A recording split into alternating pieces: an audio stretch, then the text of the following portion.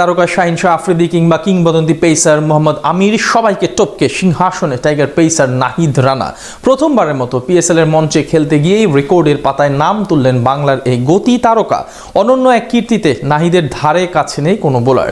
বল হাতে গতির ঝড় তোলা নাহিদ তবে কি এমন রেকর্ডের পেছনে ফেলেছেন সবাইকে, যা নিয়ে রীতিমতো হইচই পড়ে গেছে। বিস্তারিত প্রতিবেদনে।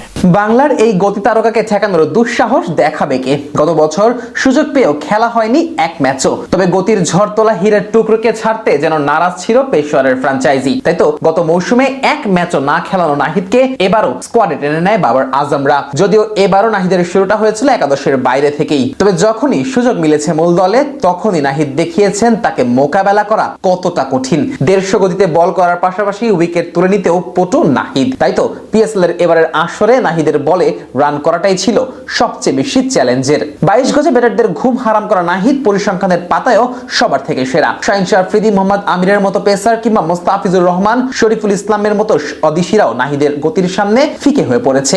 মাত্র 4 ম্যাচ খেলেই নাহিদ বুঝিয়ে দিয়েছেন গতি দিয়ে বিশ্ব ক্রিকেটে তিনি এসেছেন রাজত্ব করতে। শর্টার ফরম্যাটের ক্রিকেটে যেখানে রান চাপানোটাই বোলারদের জন্য সবচেয়ে বড় চ্যালেঞ্জ, সেখানে নাহিদ রানা তার করা অর্ধেকের বেশি বল করেছেন ডট। আর তাতে করে পিএসএল এর এবারের আসরে সেরার মুকুটটাও রয়েছে নাহিদের দখলে। এবারের আসরে ন্যূনতম 3 ওভার বল করা বোলারদের মধ্যে সবচেয়ে বেশি শতাংশ ডট বল করার রেকর্ডে